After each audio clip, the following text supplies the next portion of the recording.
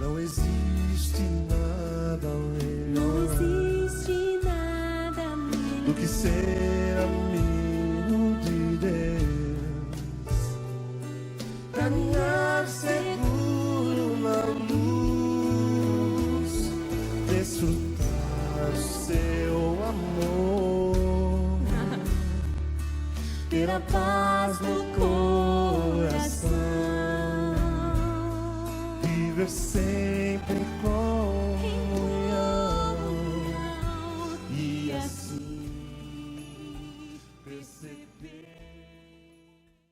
Gente boa, alegria por estar novamente com vocês. Estamos falando sobre os escritos de Lucas. Eu quero destacar hoje o que foi relatado por ocasião das tentações que Jesus sofreu. Uma coisa eu quero lembrar para vocês: a tentação em si mesma não é pecado, mas sim ela é uma grande oportunidade de vitória e consolidação da vida, que prossegue para o alvo, Jesus Cristo, aquele que foi tentado em todas as áreas da vida e não pecou. Na descrição das tentações de Jesus, tanto Lucas como Mateus são bastante concisos. Eles falam pouca coisa. Eles narram a proposta do inimigo e a pronta resposta de Jesus. Tudo de uma forma bastante direta e sem rodeios. Mas um teólogo argentino chamado Néstor Míguez dá asas à sua imaginação e considera possíveis pensamentos de Jesus enquanto é tentado. Míguez expõe esses textos em um livro chamado Um Jesus Popular. Esse livro é Um Jesus Popular. Eu li e recomendo, ok? Vou expor as ideias dele, do Néstor Míguez, sabendo, lógico, que trata-se de uma criação artística, vinda de um pensador fértil.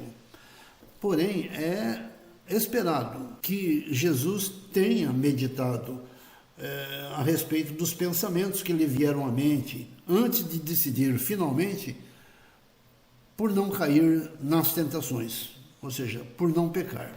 Então, ele foi tentado e ele pensou a respeito desse tema e decidiu não pecar. Vejamos o que Míguez descreve sobre a primeira tentação. O texto bíblico diz que Jesus estava com fome após o jejum de 40 dias. 40 dias sendo tentado e em jejum. O diabo desafiou a usar seu poder divino para satisfazer as suas necessidades físicas. Míguez passa a imaginar a luta interna no coração e na consciência de Jesus. Já são muitos os dias que passo aqui, nesse deserto, sozinho, a meditar, orar e buscar os caminhos para fazer aquilo que já sei que devo fazer. A fome me debilita demais. E eu sei que já existe tanta fome pelo mundo afora. Ah, que bom se cada pedra desse deserto fosse um pão. Mas será que esse é o caminho que devo trilhar? Transformar cada pedra desse deserto em pão? Sei que com isso eu alimentaria todos os famintos, mas isso mudará o homem em seu egoísmo e ambições? Mudaria o homem se ele pudesse a cada dia comer o seu pão cotidiano? Mas não, o pão, embora necessário, ele não é suficiente. Essa é uma armadilha diabólica. Mudar cada pedra em pão tornaria os seres humanos melhores? O pão sem a palavra não é suficiente. A necessidade é do pão com a palavra. Isso porque nem só de pão viverá o homem, mas de toda a palavra que sai da boca do Senhor. Pão e a palavra de Deus. Não ao pão que vem de uma pedra, mas sim ao pão da vida. Esta é a minha missão, ser eu mesmo esse pão do céu, ser eu mesmo esse alimento para sempre, ser pão para os que se alimentam do meu corpo. que esses venham a nutrir as suas vidas na minha vida. Minha vida será o pão comido no companheirismo do irmão e não sozinho na solidão do deserto. Minha vida não será uma pedra que parece ser pão, mas um pão verdadeiro e compartilhado, aquele pão que nasce da palavra. Bom, seria esse o pensamento de Jesus enquanto era tentado? É uma possibilidade. A segunda tentação envolveu a oferta ao Senhor Jesus de todos os reinos do mundo. O diabo prometeu dar a Jesus a glória e a autoridade sobre os reinos, se ele, Jesus, o adorasse. Reinar sobre todo o mundo. Parece ser uma boa ideia, uma ideia interessante a ser considerada. Será isso que eu devo fazer? Afinal, tantos reinos existem com tantos tiranos, impérios que só disseminam mortes com suas guerras preventivas e assassinatos calculados e justificados. Se eu reinasse soberano sobre tudo e sobre todos, eu colocaria fim em todos esses desmandos. Um reino de paz seria estabelecido, sem fim, bom e eterno. Mas que ideia satânica é essa colocada diante de mim? Por acaso um bom tirano deixa de ser um tirano? Mas se é um tirano, não pode ser bom. Isso porque tiraria o primeiro bem humano que meu pai deu de presente, o bem da liberdade. E eu vim para que conheçam a verdade, visto que somente a verdade nos libertará. Não é a minha glória que procuro finalmente, mas a glória de meu Pai, a glória de Deus, que criou os povos para que cada qual tenha liberdade de escolher o seu caminho. Se todas as nações se colocarem aos meus pés, a quem eu sirvo? Aquele que quiser ser maior de todos, não será como os reis desse mundo, mas sim servo de todos. Somente adorarás o Senhor e só a Deus deverás servir. O reino é de Deus, e a esse reino sirvo. Nenhum rei será Deus na terra. Não se trata da construção de um poderoso reino aqui na terra. Bem ao contrário, devo servir a todos. Não vim para reger, mas para resgatar. Meu reino não é deste mundo. Gente boa, a terceira tentação ocorreu no ponto mais alto do templo, em Jerusalém.